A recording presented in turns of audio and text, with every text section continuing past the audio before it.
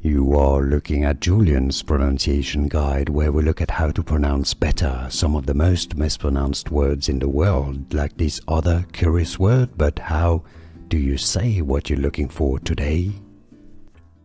Let's learn how to say the name of this Greek philosopher, very famous, said as Plato in American English, or Plato in English. But how is it pronounced in Greece, in Greek?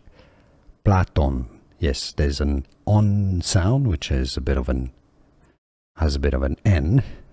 Platon is how you say Plato, Plato in Greek. Platon. Here are more videos on how to pronounce more confusing words and names too many mispronounced. Like this video if you found it useful. I appreciate your support. I'll see you soon, and thanks for watching.